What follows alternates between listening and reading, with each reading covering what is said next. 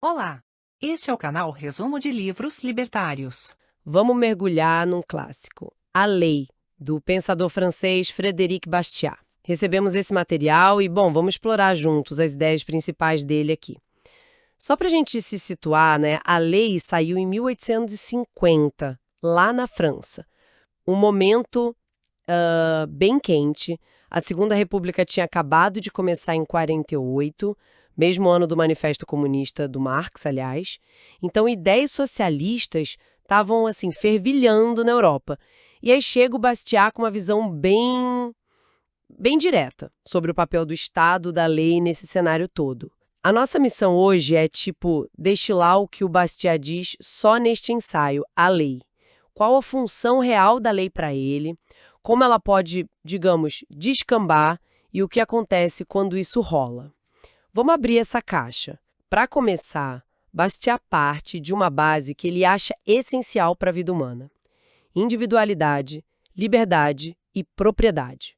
O ponto-chave dele é que essas coisas não são criações da lei. Elas já existiam antes. Meio diferente do que a gente pensa às vezes, né? Exato, esse é o pilar central do argumento dele, sabe?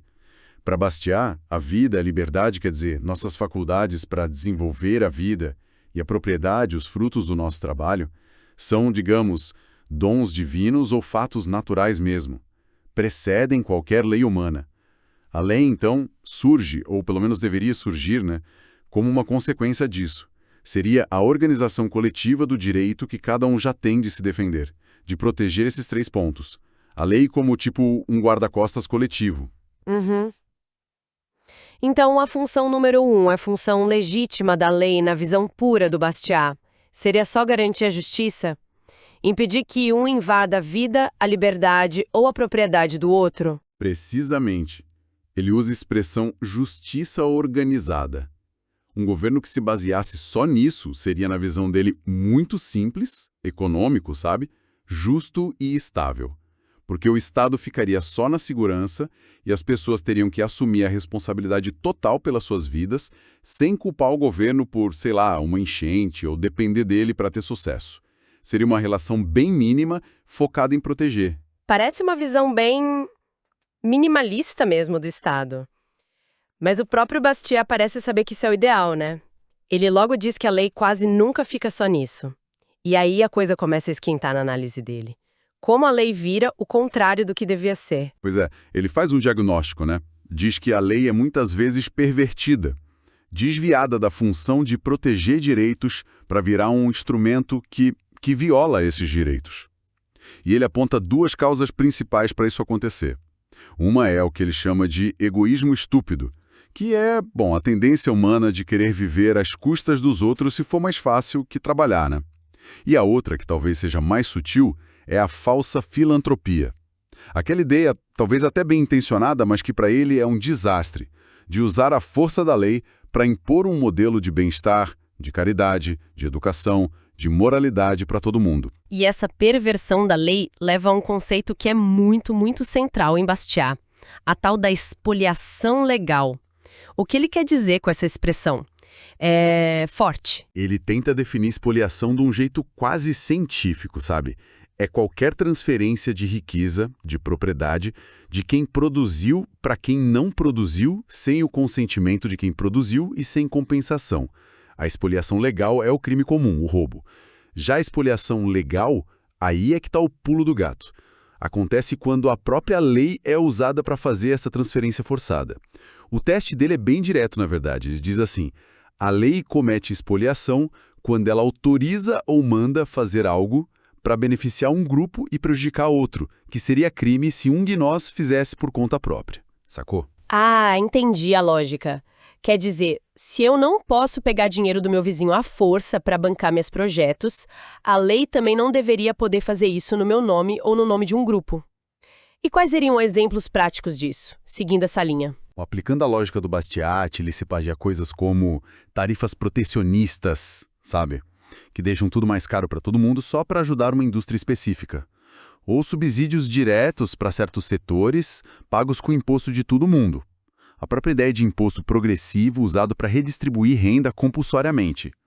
né? Além do que seria para a segurança. Sistemas de assistência social, educação pública financiados por imposto geral, onde alguns são forçados a pagar pelo serviço que outros usam.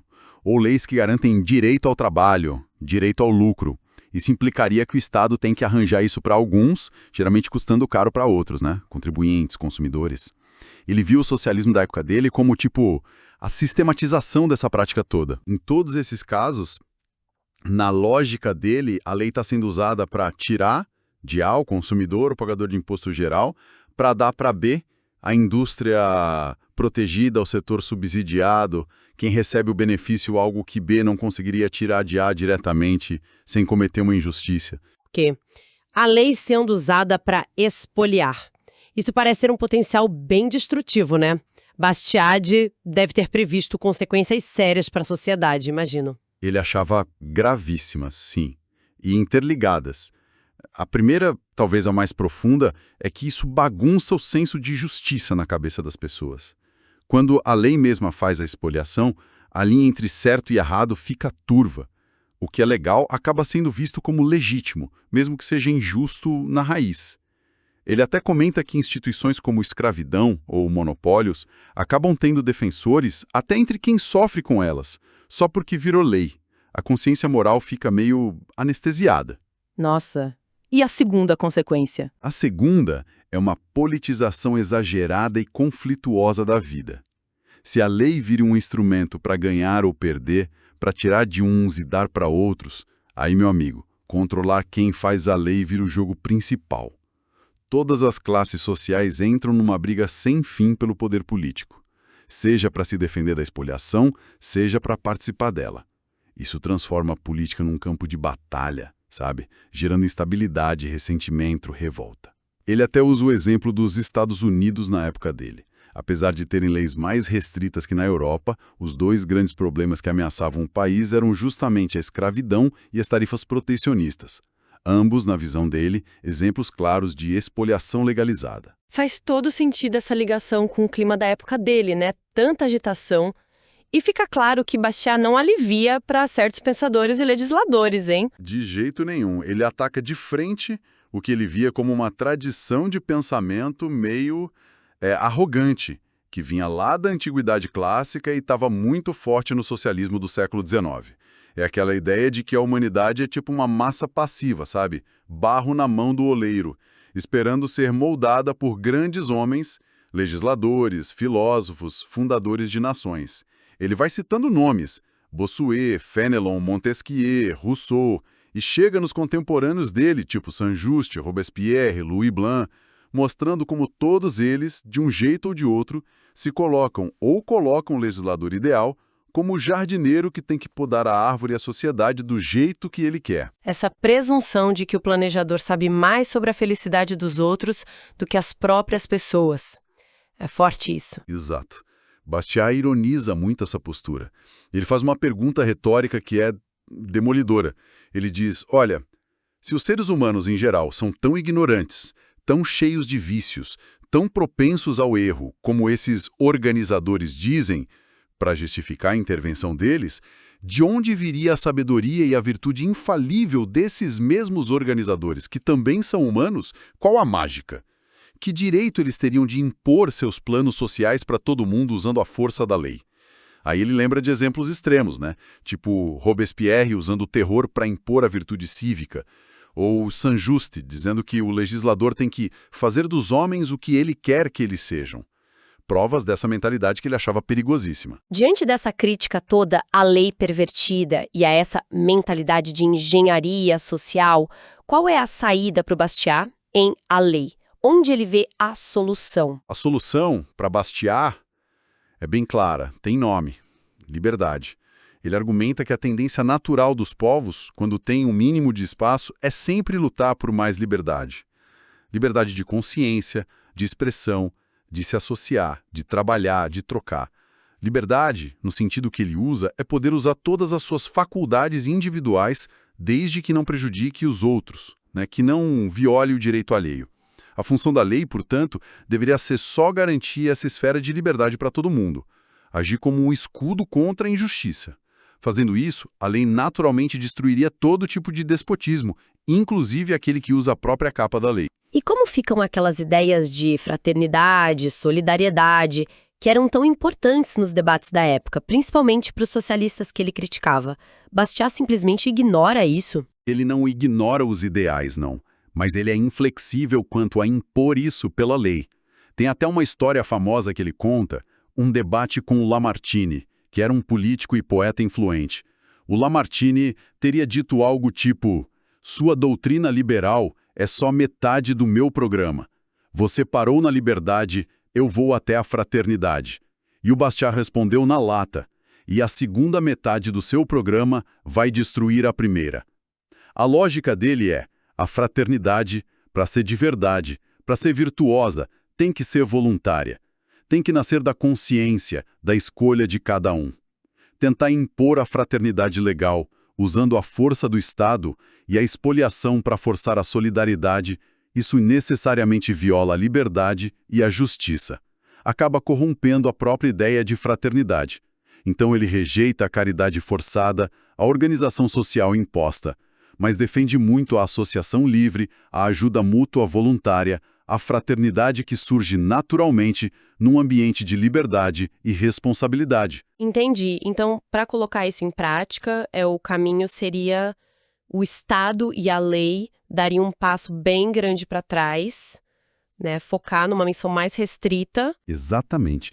O norte para o Bastiat é limitar a ação da lei e, por consequência do Estado, a única função que ele considera justa e legítima para todos, ser a justiça organizada, usar a força coletiva só e somente só para garantir a segurança interna e externa, para proteger a vida, a liberdade e a propriedade de cada um contra agressão, fraude e violência.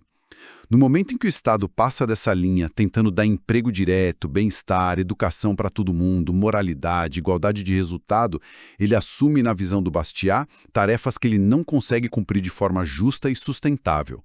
Essa inflação de promessas e responsabilidades do Estado cria uma expectativa impossível de atender, e isso leva à decepção crônica das pessoas. O governo acaba sendo culpado por tudo de ruim que acontece, mesmo coisas que ele não controla. E isso alimenta um ciclo vicioso de insatisfação, de revoluções. Ele estava convencido, sabe, que num regime onde a justiça fosse rigorosa, a liberdade fosse ampla e a responsabilidade individual fosse a regra, a sociedade acharia seu próprio jeito de progredir. De forma mais harmônica, mais segura, a solução para os problemas sociais não estaria em mais lei intervindo, mas sim em deixar a liberdade florescer. Ok. Fazendo um resumo rápido, então, da nossa conversa sobre a lei, Bastiat define a lei como a ferramenta para proteger direitos que já existem antes dela: vida, liberdade e propriedade. Ele dá um alerta bem forte contra o que chama de expoliação legal, que é a lei sendo usada para violar esses mesmos direitos, seja por egoísmo ou por uma filantropia meio torta. E isso, segundo ele, bagunça a moral e cria conflito social. E ele critica muito a ideia dos legisladores como superengenheiros da sociedade. E a alternativa que ele bota na mesa é direta: limitar muito o campo da lei, deixando ela só para garantir a justiça, a segurança dos direitos de todos. É nesse ambiente de liberdade, protegido por um Estado focado na segurança e com as pessoas assumindo a responsabilidade por si, que a sociedade poderia, para ele, prosperar e achar suas soluções. Qualquer tentativa de usar a força da lei para outras coisas, impor igualdade material, fraternidade forçada, modelos de vida, acabaria inevitavelmente corrompendo a própria lei e matando a liberdade. E o que a gente leva disso tudo hoje? O apelo final do Bastiat, lá em 1850, soa quase como um desafio, né? Ele basicamente diz: olha, já que testaram tantos sistemas de controle e não deu certo, vamos voltar para o começo?